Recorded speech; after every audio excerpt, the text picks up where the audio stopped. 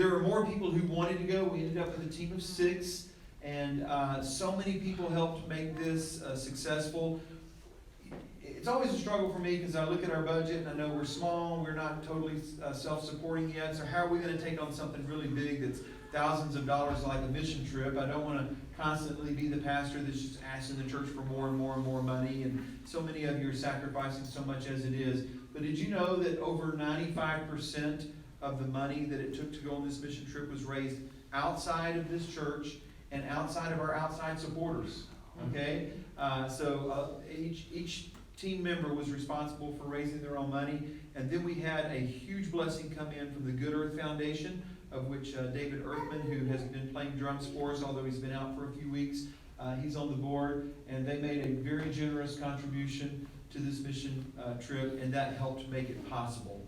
In fact, that was probably the biggest financial thing that made it possible for us to do. And so the 6 of us were all ready to go and board a plane from here to Miami a week ago Monday night.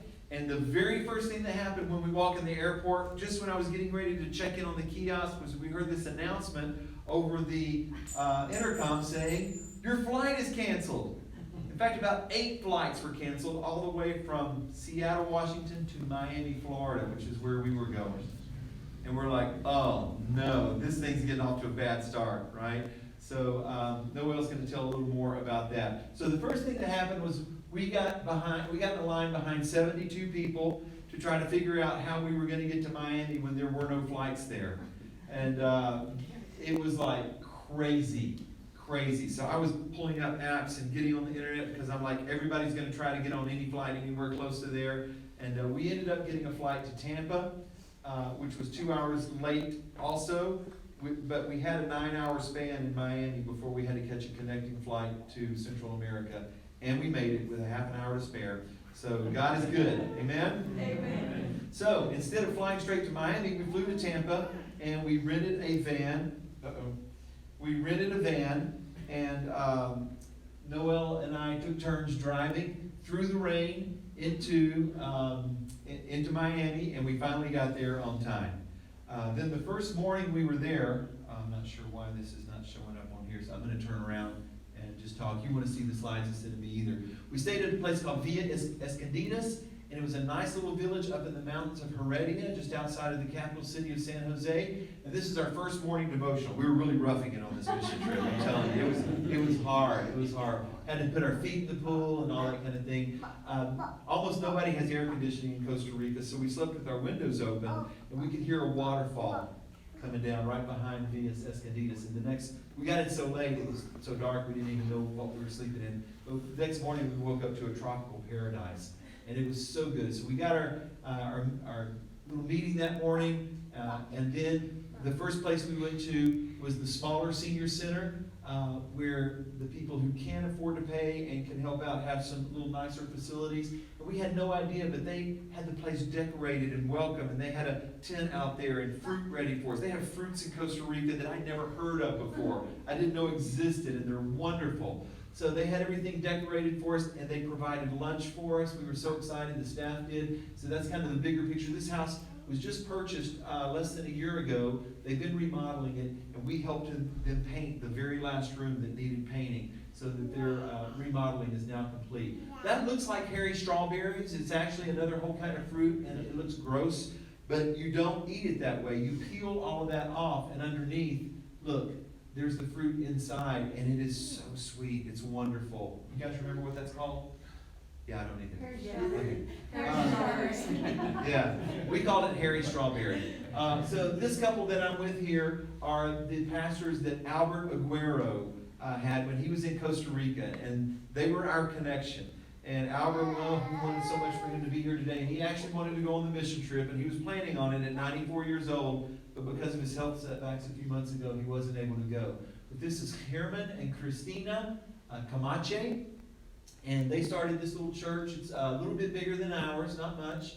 And they started an association that started a senior center that now houses seniors. And now they're trying to buy other little houses through this association to help smaller groups of people have more of a home-like environment. So here's Judy helping out with a couple of the staff members and a couple of the residents there, helping them with their wheelchairs. And then from there, the ladies put on their painting clothes and started painting that last room, which is going to be a bedroom for one of the seniors. This is Noelle showing that she's really in charge right here. And, this is me showing that I actually did do some work, okay, while I was there. So we're painting that last little room. And then they made this wonderful meal for us. It was so good. We loved it. This is what one of the beds in one of the rooms looks like, just to give you an idea. There's Judy loving on one of the residents there. And there's some of the staff. Back row, second from the left, is Graven. He's the son of pastors that you saw earlier on there, Herman and Christina.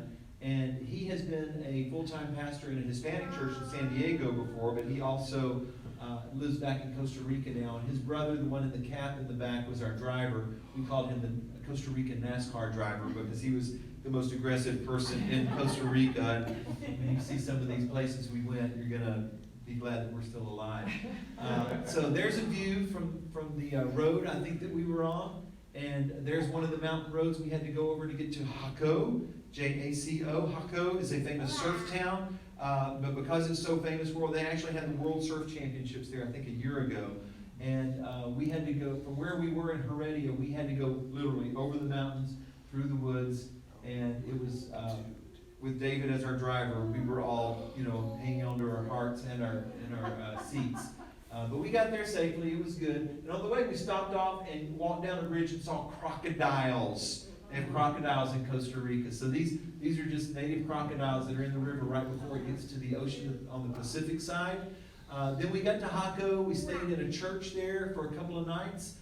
They had a really nice kitchen. So here's Judy and Grace preparing a meal for the homeless. We had, 45 or 50 homeless people that were there that night. And when it's bad weather, they feed them at the church building. When it's good weather, they take the food down to the park. And so it was good weather for most of the night. And while we were there, we went to the park. And this is the park we went to.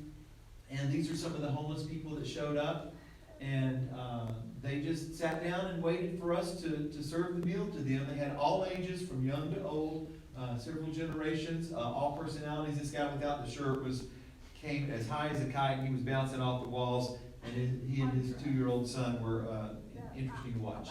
So here's the ladies getting ready to serve here. They literally just got between that half wall seat and the bushes and just started filling plate after plate after plate up to feed the homeless. And then we took the plates to them while they stayed seated instead of bringing them into a line.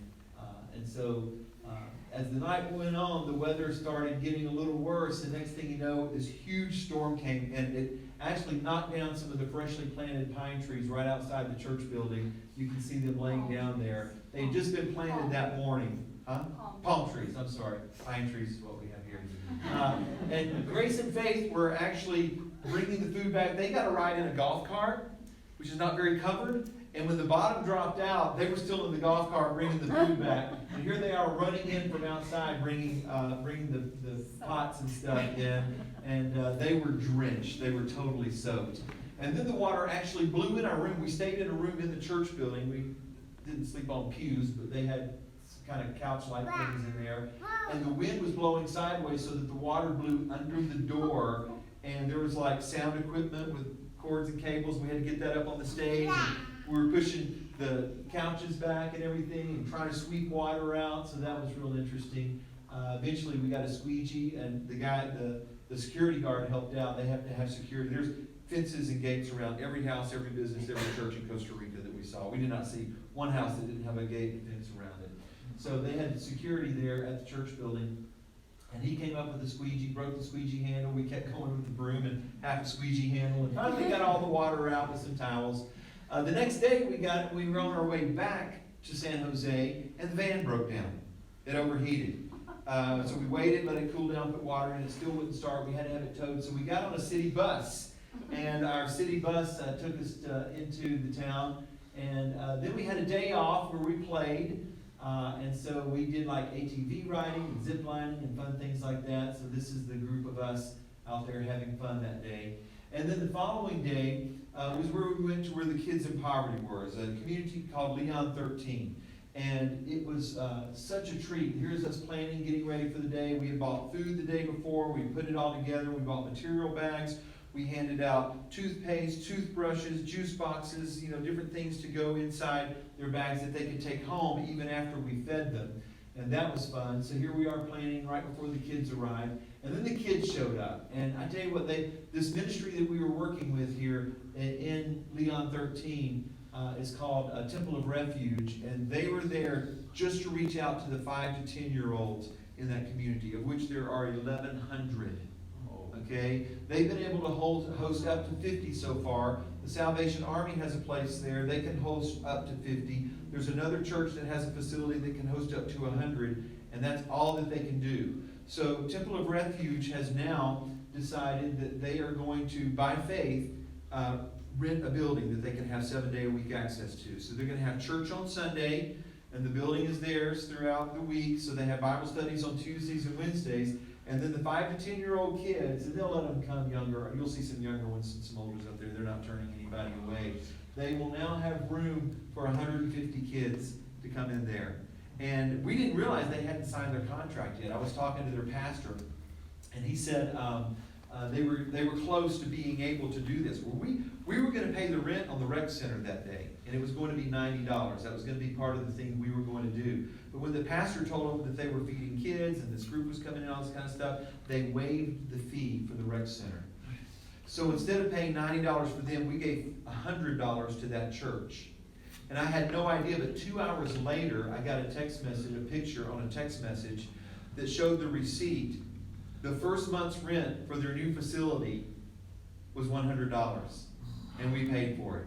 And I didn't know that he was waiting on a sign from God to sign the lease, and we were the ones that he got the confirmation from and said, we're doing this. So they've been waiting for months. He's been knocking on every door in the community, trying to raise money for them to have this center that they can use for a church. They don't get outside support. They get community support. And this community is so poor, it is drug infested. We saw the shoes hanging over different things that recognized which gang was in control of what neighborhood, that kind of thing, as we were driving through. And they're doing something for these kids that is incredible. It's just amazing. And so they went outside, and the girls were playing, I guess, a Costa Rican version of Ring Around the Roses and Duck, Duck, Goose. It wasn't exactly like that. And of course, the boys were playing some soccer. Our girls, who are pretty good face painters, set up. So while we were getting lunch ready, our girls did face painting for the kids. There's a sample of one of those. I went outside. There's a story about this little girl on the left. She's obviously younger than 5. But when she first started coming, she came for the food, but she couldn't hold her food down. She kept throwing it back up. And they thought that maybe she was sick. But they recently got a coordination, a partnership with the University of Costa Rica that uses their psychology and social work department to send some of their older students that are close to graduating out. And they work with these kids. And since they've been working with this girl, they found out that she wasn't physically sick. It was all emotional, why she couldn't hold her food down. She's been coming for 2 months now, and she ate like she ate more than anybody. It was amazing. And she held it all down. And so we've got her on some video too. We don't have all of our pictures up here. We'd be here all day. But anyway, here's the kids. I'm giving a short gospel presentation here, and the kids are listening and getting ready for their food to come. We make all beef wiener. We got all beef wieners, made that, got chips, and then their gift bags. And so this guy to the left here holding the camera, his name is Cedric, and he's been working with that local church, Temple of Refuge, for several months there. He went through a horrible time in his life. He was ready to commit suicide. He was ready for his life to be over. He started finding God. He couldn't read. The church is helping him to read now. He read to us a scripture out of Matthew. And he said, when he saw what we were doing with those kids, God's been working on his heart, working on his heart, working on his heart. And he said, this is the day I'm giving my heart to the Lord. So he gave his heart to the Lord while we were there. And he's talking to his pastor about being baptized just as soon as he can. It may happen today. We don't know. He may be being baptized today. So we're excited about that. here's the kids with their juice boxes and their lunches and all this kind of stuff, and so many of them already have their face painted at this point in time. So here they are, and once they get inside this place and they're out of their home environment, they play just like any other kid does. They have so much fun together, and they love this. And here's our girls making animal balloons, and Noelle got her face painted too. She's a butterfly there. And here we are putting the material bags together. Even the bags we got there are something we want them to be able to keep. They're like those material bags that you use at the grocery store. And we're just making an assembly line here, putting things together. We had some helpers from a group that I had indirect contact with that is just starting a house church. They had no support, they had nothing, they just wanted to start a house church, and someone came and shared the gospel with them. And it's this guy, his wife, his brother, and his sister. And I'm thinking about doing some follow-up with them, going back and helping them get started with their house church. So here we are putting more stuff in the bags. And this is the family of 4 that started the house church. And they literally are going out on the streets. And they are just trying to share the gospel with people on the streets and praying for people and seeing if they can get them involved in their house church. Next we went to the big senior center, what they call the elderly shelter. We would call it an assisted living facility or a nursing home, something like that. And this one had 28? 25 women and about 5 men, but potential for 40. Yeah, they got 30 residents now, but potential for 40. They just built on a new part of the building. They're continuing to expand. And they've actually gotten government funding for this. It's run by people at the church, but they hire the staff to come in. They have a nurse and a nutritionist and different people that come in to help them out. And so here's some pictures of them. And so we took some of the ladies, and the girls painted their nails if they wanted that. Many of them cannot feed themselves, so we helped feed them. That was good. And then we went back through the city to go to our next stop. So I got some shots of the city and what it looks like. It's very, very crowded in San Jose. Very third world country, but they have fruit stands out on the sidewalk with beautiful fruit there. Always construction going on. And then Sunday, I was the guest speaker at the church there, the Fountain of Life Church. There's Pastor Graven, who's my translator. He translated for us all week, organized, set everything up ahead of time for us on the ground. He was wonderful to work with, and we talked about how to discover God's will. After this, they had a potluck lunch for us to buy about an hour and a half, because they invited all the area pastors to come for an encouraging and equipping session that Noelle and I helped put on for them. And we talked about the value of mentoring relationships. I talked to them about the Ultimate Impact. Some of them are considering taking the Ultimate Impact Challenge. So this is going worldwide. And Judy and the kids, who were our photographers mostly while we were there, were in another room during the conference, so we didn't get pictures of that. But 25 people showed up for the pastors' conference. And so we got, one of them came from 8 hours away just to be a part of that. And so that was great. This man that Judy's with here is Albert Aguero's sister's nephew. No. Niece's husband. All right?